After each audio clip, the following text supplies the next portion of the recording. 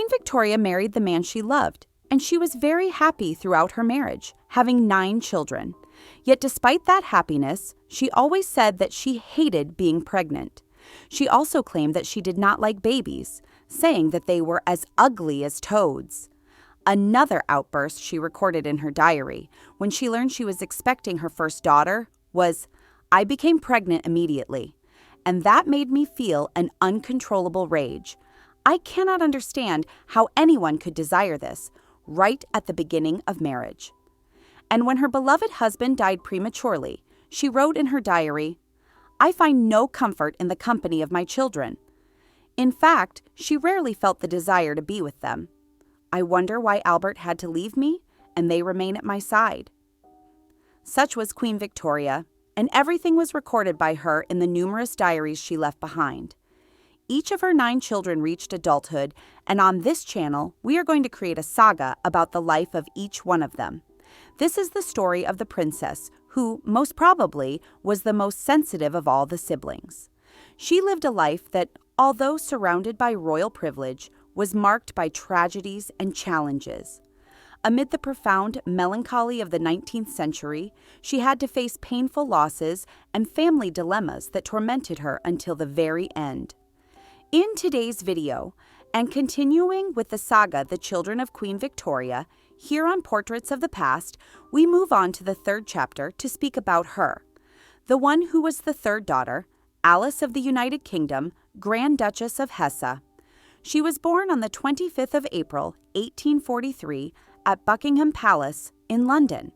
The arrival of a second daughter was received by the public with mixed feelings, to the point that the Privy Council sent a message to Albert, her father, expressing both congratulations and condolences. It was a year after the birth of Alice, the 3rd daughter, that the royal couple acquired, in 1844, Osborne House, located on the Isle of Wight, to serve as the holiday residence of the royal family. The childhood of Princess Alice was very happy, favored by circumstances. When she was just a year old, her father referred to her as the beauty of the family, an extremely good and cheerful little girl. Her mother added, "She is a very coquettish child." Alice developed in a natural way. At first, it was not thought that she would be as talented as she later proved to be. Her father often spoke of her as "poor dear Alice," as if he felt the need to defend her. Soon she became the great favorite of all those around her while at Osborne. Alice and her siblings received instruction in practical skills, such as household tasks, cooking, gardening, and carpentry. In addition, they had daily lessons in English, French, and German. Alice's education was typical of the time. She spent most of her time with her elder siblings, Bertie and Vicky, under the supervision of governesses and tutors. She and her brothers and sisters wore middle-class clothing in their daily lives and lived in modestly decorated rooms with limited heating. She soon gave proof of genuine kindness of heart and tender consideration for others. "I remember well," recalls a former wardrobe maid of the Queen, "finding the royal children playing in the hallway. And as I passed by them, the Prince of Wales made a joke about my great height. The princess quickly said to her brothers, but in such a way that I could hear her, 'It is very good to be tall. Papa would want us all to be tall.' She would maintain a very close relationship with these 2 siblings, especially with Bertie, until the end of her life. In 1854, at barely 11 years of age, Alice accompanied her mother and her elder sister on visits to London hospitals to see the wounded soldiers of the Crimean War. She was the most emotionally sensitive and empathetic of the sisters. So much so that the marriage of her sister Vicky to Prince Frederick William of Prussia in 1858 affected her deeply, for she did not wish to lose the company of her beloved sister. But in 1860, marriage plans also began for Alice herself. She was to be the next to leave the nest, to begin her own life and her own family. Her mother at that time expressed the wish that her children should marry for love. But that did not mean they could marry just anyone. In that era, it was not considered proper for a princess to marry a commoner, and marrying off a princess of Alice's standing could bring to the kingdom a valuable foreign alliance. For this reason, the Queen asked her daughter Vicky, recently married, to draw up a list of eligible princes in Europe. Vicky's search produced only 3 suitable candidates: the Prince of Orange, Prince Albert of Prussia, cousin of her own husband, and Pedro V of Portugal. He was immediately rejected by the Queen, for she was strongly anti-Catholic. The Prince of Orange was dismissed after a visit to Windsor Castle. He was by no means to Alice's liking, and he also showed little interest in her. Prince Albert, in turn, was also rejected. Alice, who at that time was 17 years old, was left without suitors, but not for long. Her sister, the Crown Princess Vicky, who was also very involved in the search for a good wife for her brother Albert, had visited the court of Hesse with the intention of evaluating Princess Anna. Although her impression of Princess Anna was not favorable, she was struck by Louis and by his brother, Prince Henry. She spoke of these 2 new possible candidates to her mother, and the Queen invited both of them to an event at Windsor Castle, a horse race. Naturally, the true reason for that invitation was to allow the Queen to see the young men and evaluate the possibilities of each one as her future son-in-law. The Queen liked both Louis and Henry, but she noticed that Alice had a greater affinity with Louis. So much so that when he left, he asked for a photograph of Alice, making it clear that he was interested in her. After his departure from England, Prince Consort Albert, Alice's father, mentioned that the young prince, manly and attractive, 23 years old, had made a great impression on his daughter. It was agreed that Louis would make a second visit to England. And so he did. He arrived at Windsor Castle in November, and on the 30th of that month, the Queen wrote, "After dinner, while I was talking with the gentlemen, I noticed that Alice and Louis were speaking by the fireplace, more seriously than usual. When I passed by to go into another room, they both came toward me. Alice, visibly agitated, said that he had asked for her hand, and she begged for my blessing. All I could do was shake his hand and say, 'Certainly,' adding that we would see him in our room later. Alice came to our room, trying to control her agitation. Albert sent for Louis. He went first to him and then called Alice and me. Louis has a warm and noble heart. We embraced our dear Alice and praised her very much in his presence. He pressed and kissed my hand, and I embraced him. After a brief conversation, we took our leave. It was a very moving moment, and to me, a very sacred one. Since this was entirely a marriage of affection, the happiness of the young couple was immense." Prince Louis stayed for Christmas of that year, 1860, which seemed brighter for the whole family, thanks to the arrival of what his father, Prince Albert, called a dear, newly acquired son, already grown. Our dear fiancé, as Albert referred to the young prince, departed on the 28th of December. The farewell was filled with tears, but also with hope, since he was to return in the spring. During the first weeks after the engagement, Princess Alice, full of joy, spent most of her evenings with her beloved grandmother, the Duchess of Kent, either reading or playing the piano for her. The Duchess's condition worsened during the first months of the new year, 1861, and she died on the 16th of March, at the age of 74, in the presence of Queen Victoria, her daughter, Prince Albert, her son-in-law, and Alice, her granddaughter. After the death of her grandmother, Alice did not rest, for she had to remain at the side of her mother, who was deeply affected. This had been the first time that the Queen lost someone she loved and who was so close to her. In the last years, the relationship between the Queen and her mother had grown closer, and she spent much time at her side. The terror of death overtook Victoria for the first time, leading her to fill page after page of her diary, describing the final hours of her beloved mother and the impression her lifeless body left upon her. Queen Victoria sank into deep grief, and her husband immediately thought that Alice would be the perfect companion for such painful moments. He said to his daughter, "Go and comfort Mama." The Queen herself wrote to her uncle, King Leopold of Belgium, describing Alice as dear and kind Alice, full of intense tenderness, affection, and concern for me. Victoria persuaded the Prime Minister, Lord Palmerston, to secure the agreement of Parliament, granting Alice a dowry of £30,000, which today would be roughly equivalent to $3 million. Although that amount was considered generous at the time, Prince Albert believed that she would not be able to do very much with that money in the small Duchy of Hesse. In addition, Queen Victoria expected the duchy to build a new palace for them, which soon caused indignation among the people of Darmstadt, for they did not want to assume that expense. This made Alice unpopular in that city even before she arrived. But worse things happened before that. Prince Albert, who was already in declining health, traveled to Cambridge on the 25th of November to meet with his son Bertie, the Prince of Wales, since the young man had fallen in love with an actress and was loudly proclaiming everywhere that he would marry her. Albert took a walk with him to offer advice and then returned home. At the palace, he began to feel ill, with severe pains in his back and legs, and Alice cared for him constantly, never leaving his bedside. Until, on the 14th of December, 1861, Prince Albert died at Windsor Castle. Queen Victoria, who also had not left him for even a second, realizing that he no longer breathed, let out a heartrending cry and rushed from the room. I wept and prayed until I lost all sense. Oh my God, why did I not go mad right there and then? If the Queen had already been deeply affected by the death of her mother, one can only imagine the devastation after the death of her husband. She believed that losing a husband was worse than losing a child. The Queen's condition was alarming. From the very first moment, her daughters feared her reaction and never left her alone.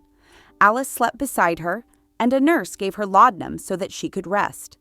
Princess Alice assumed the unofficial role of her mother's secretary, and during the following 6 months, she became the physical embodiment of the monarch, remaining constantly at her side. That once cheerful and radiant young woman seemed suddenly to have been transformed into a thoughtful, somber figure. It was that intimate life with the grieving queen at that time that awakened in Princess Alice a deep interest in and understanding of politics, something that would later distinguish her so greatly. Alice loved and admired her father profoundly. She tried to follow in his footsteps and honor his memory. It was only natural that during those first weeks of her first great sorrow, thoughts of her own future were set aside. Nevertheless, preparations for her marriage, as well as for her new home, continued according to the intentions of Prince Albert. The wedding was celebrated at Osborne on the 1st of July, 1862, at 1 o'clock in the afternoon. It was at this wedding that Queen Victoria left her seclusion for the first time. The ceremony took place without pomp. The bride's trousseau was black, the gentlemen who attended the ceremony were in mourning, and the ladies wore shades of mauve. Both the bride and the bridesmaids wore their black attire until the moment of the ceremony, and after it ended, they returned once more to their black garments, including the bride herself. The Queen entered, accompanied by her 4 sons, and sat in an armchair near the altar.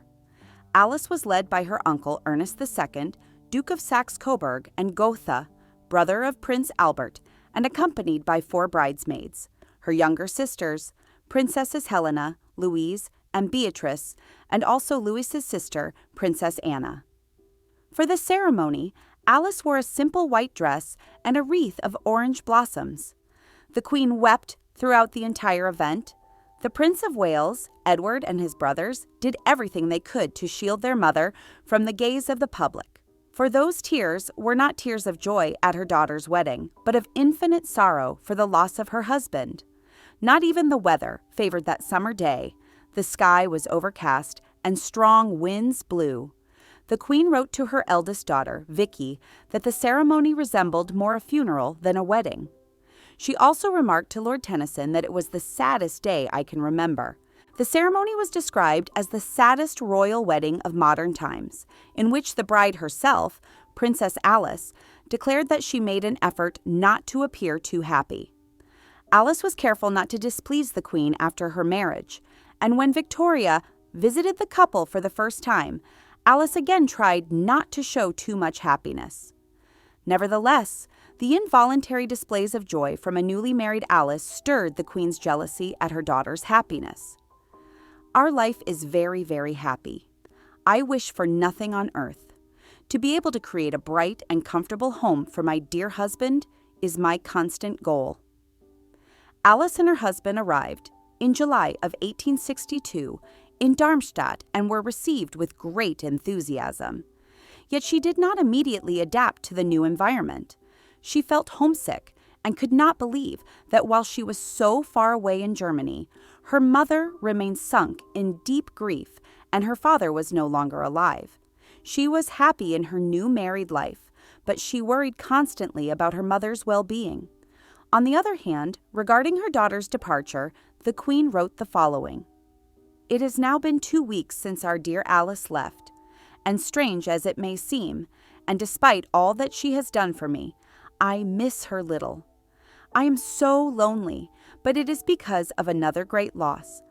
I only have the thought that all has passed over me without my even being aware of it." Although she was very much in love with her husband, the couple's relationship was marked, from the very beginning, by disagreements. Life in Darmstadt turned out to be very different from what Alice had imagined. The city was peaceful, with its narrow cobbled streets, but she longed for her native England and never felt truly at ease in her adopted country. In her view, it was inhabited by narrow-minded, intolerant, and intrusive people. In 1866, Austria entered into conflict with Prussia over disputed territories. The Duchy of Hesse allied with the Austrians, which placed Alice and her elder sister, Crown Princess Victoria, on opposing sides. That year, Alice, who was already pregnant with her third child, saw her husband Louis depart for war. She sent her children to stay with Queen Victoria in England. She devoted herself to caring for the wounded and preparing hospitals. After the Franco-Prussian War, the Duchy of Hesse was forced to join the German Empire, which led to the impoverishment of the region. Although there was relief at the end of the war, Berlin took control and demanded compensation of 3 million florins. Alice grew greatly concerned and wrote a letter to her mother, who in turn wrote to Princess Victoria in Prussia.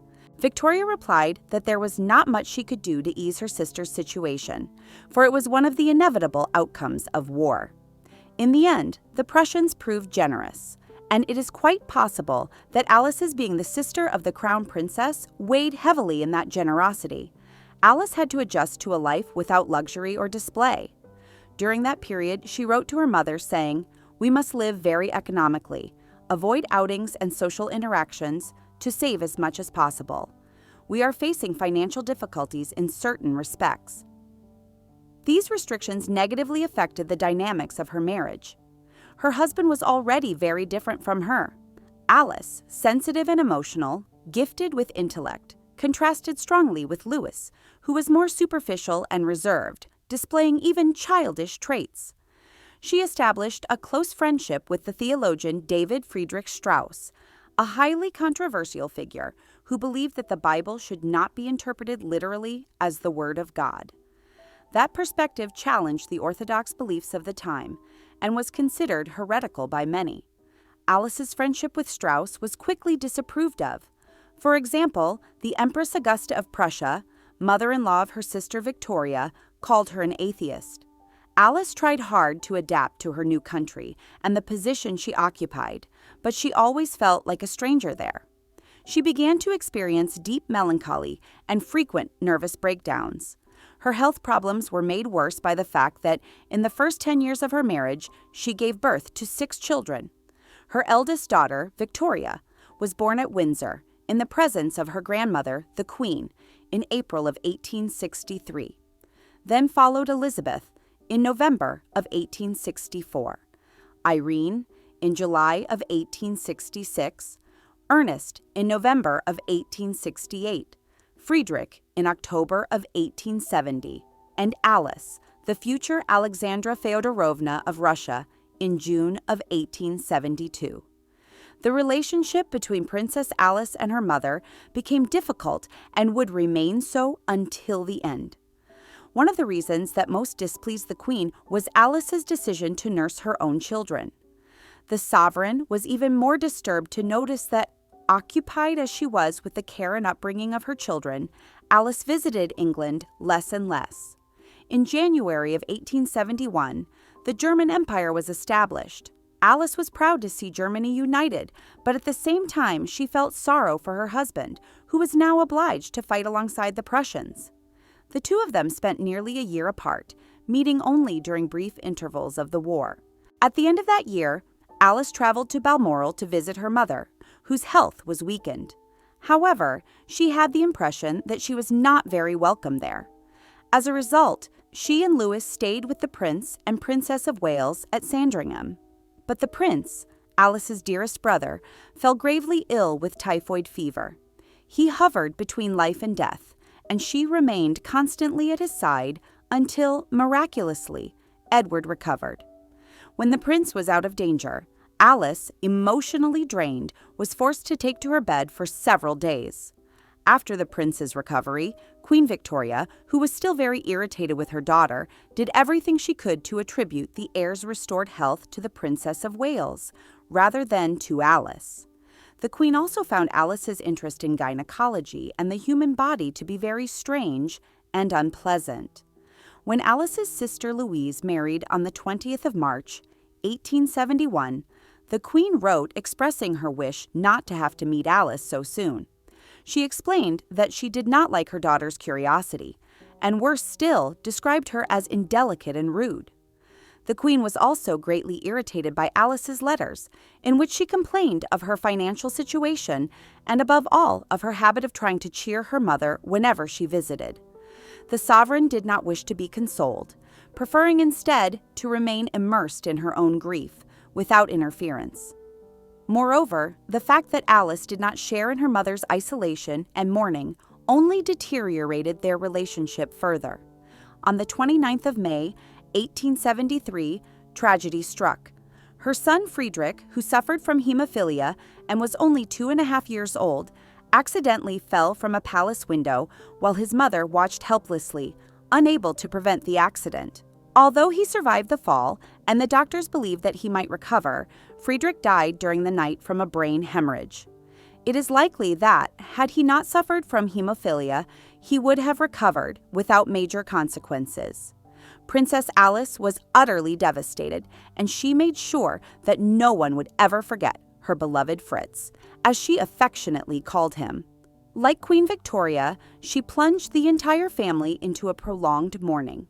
From time to time, the children accompanied their mother on visits to the crypt, where their brother's remains rested, and together they prayed for the salvation of his soul. In a letter to her mother, Alice wrote, "I thank you for your last words of sympathy. The weary days drag on and often bring much pain, although there are moments of comfort and even of relief. The horror of the sudden death of my darling sometimes torments me too much, especially upon waking in the morning. But when I think that he is at peace, free from the sorrow we are suffering and from all the evils that would have come, I feel resigned. He was such a bright child. Everything seems so silent. I miss his little feet, his running toward me. We live so closely bound. We were at the mausoleum with all the children last night. It is a peaceful place, surrounded by trees and flowers, with a charming view of the hills and the plain. He loved flowers. I cannot see one by the roadside without wanting to pick it for him." Alice kept him present in all her prayers and spoke of him frequently, as if he were still alive. By that time, she already showed an inclination toward fatalism and expressed thoughts such as, "In the midst of life, we find death. Our whole life must be a preparation and an anticipation of eternity." After the loss of little Fritz, Alice drew even closer to her son Ernest, and despite the growing distance from her husband, he continued to be a strong support for her. Alice also became very attached to her last daughter, born a year after the tragedy on the 24th of May, 1874. She was named Marie Victoria, who in turn loved to play with her sister Alex, just 2 years older than she. Alice was a woman of deep thoughts and complex personality, once so passionate about her husband at the beginning of their marriage. Over time, she discovered how little they had in common. At the end of 1876, she traveled to England to treat a health problem and remained there during her recovery. Far from her husband, she wrote him a letter criticizing the childish nature of his messages. She said that she would not be surprised if her children wrote such simple letters, full of basic details like what they had eaten or where they had been, with no opinions, no observations, no reflections. But coming from him, it was something she did not expect. On the 3rd of October, 1876, she wrote the following to Louise. I had hoped for true companionship, since beyond that, life in Darmstadt offered me nothing else. That is why, naturally, I am so very disappointed in myself, as I look back and see that despite great ambitions, good intentions, and effort, my hopes have been completely frustrated. You say, my dear, that you would never cause me suffering intentionally. Your letters are so dear and kind, yet so empty and bare that I feel I have less and less to say to you than to anyone else.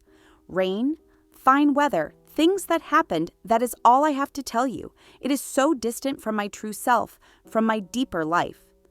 I tried, again and again, to speak to you of more serious things whenever I felt the need to do so, but we never connected, and thus I feel that true companionship will never exist between us, because our thoughts will never meet.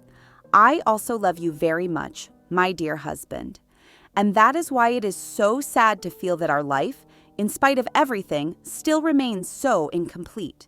But I cannot blame you for it. In 1877, Louis assumed the title of Grand Duke Louis IV of Hesse, and Alice became the Grand Duchess of Hesse.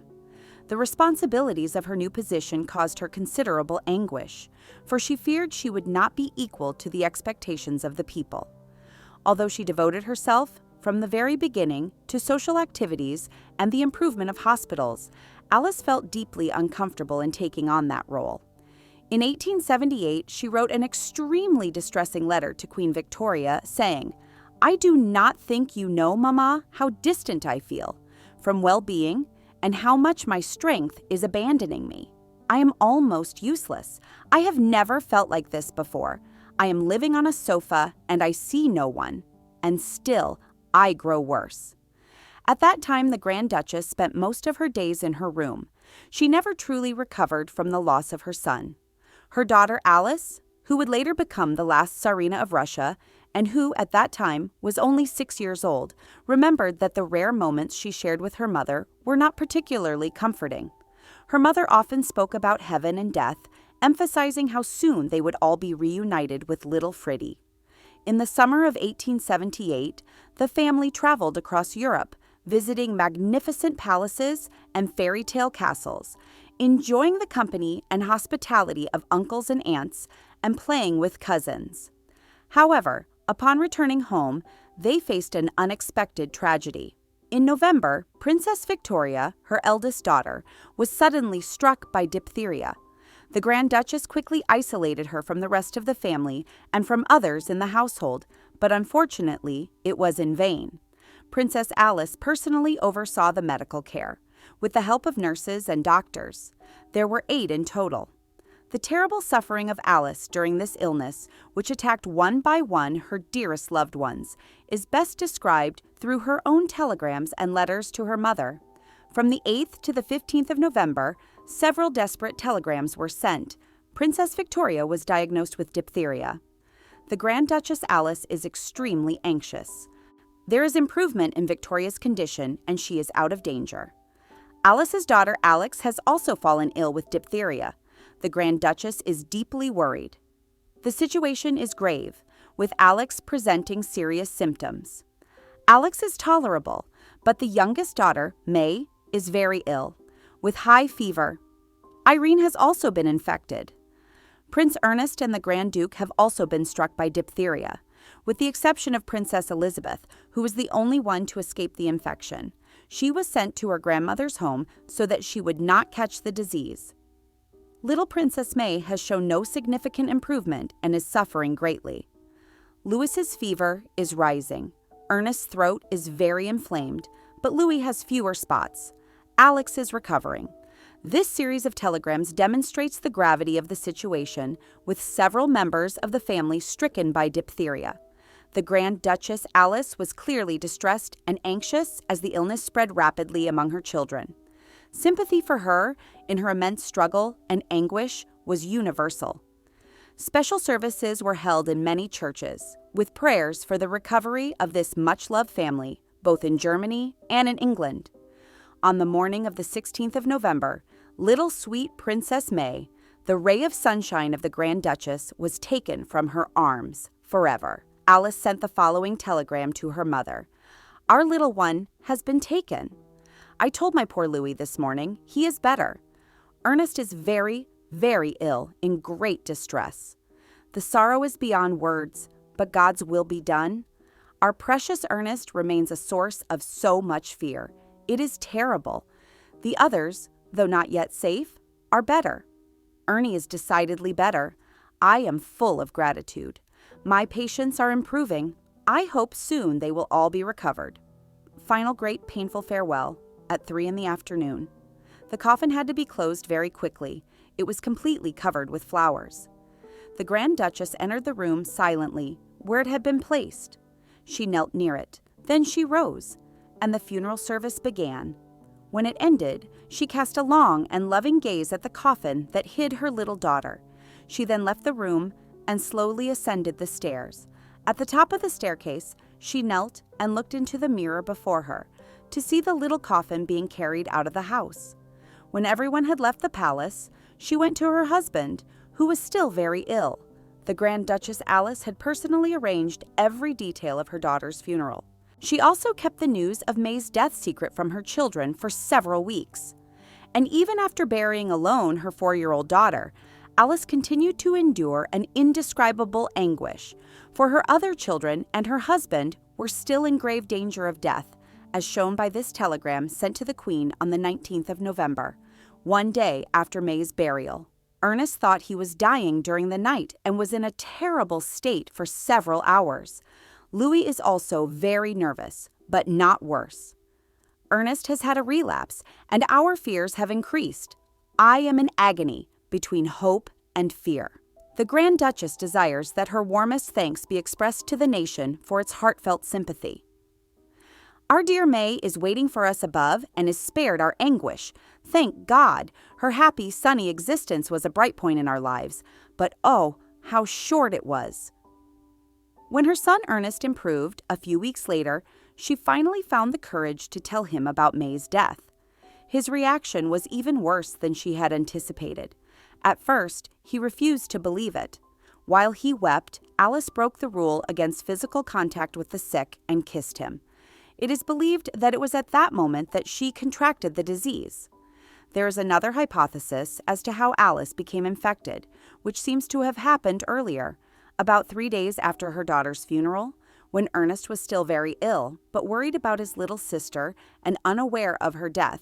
He asked his mother to bring him a book. Alice was so moved that she embraced her son and kissed him. It is also supposed that she might have contracted the infection when one day, in her grief and despair, she rested her head upon the pillow of her sick husband. In truth, it is difficult to determine exactly when she contracted the illness. On the 25th of November, her husband managed to rise from bed for the first time, for several hours.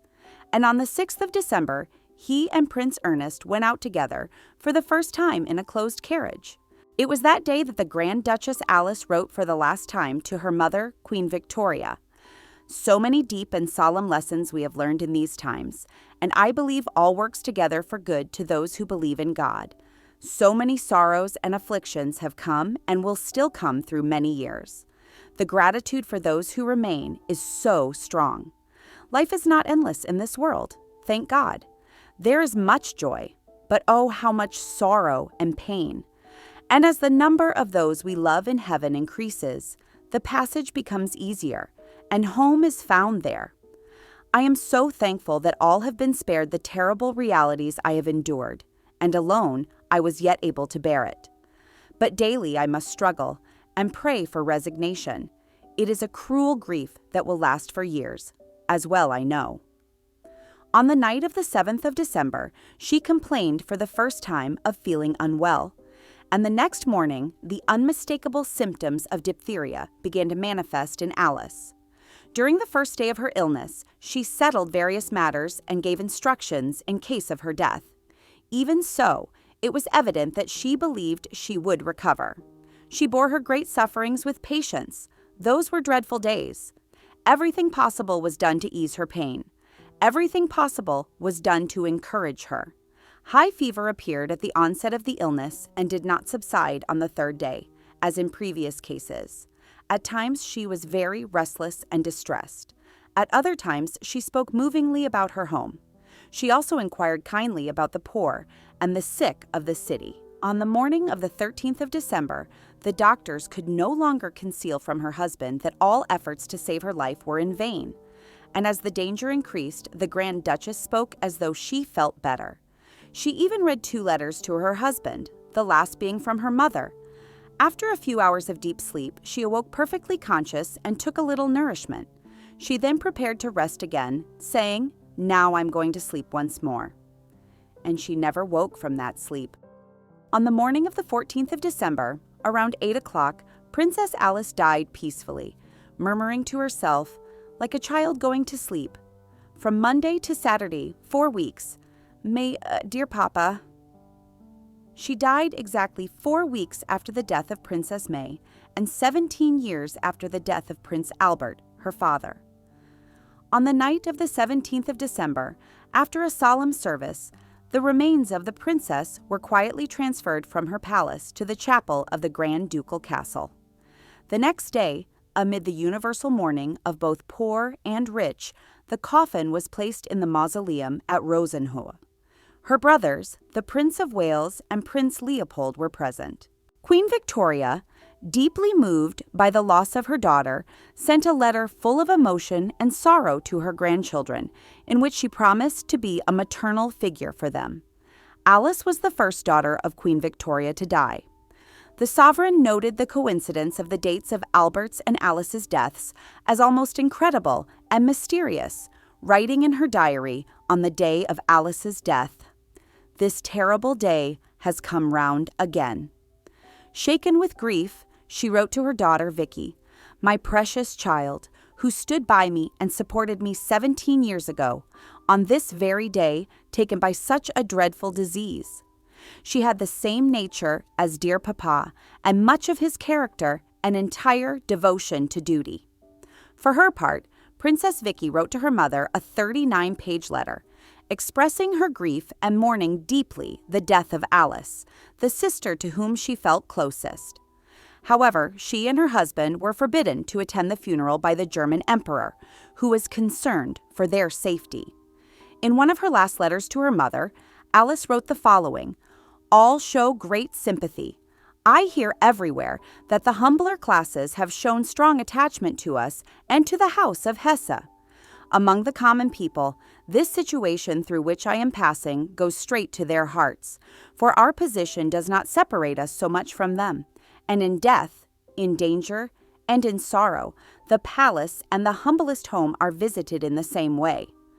A beautiful monument depicting the Grand Duchess holding Princess May in her arms was placed in the mausoleum, above the spot where she rests.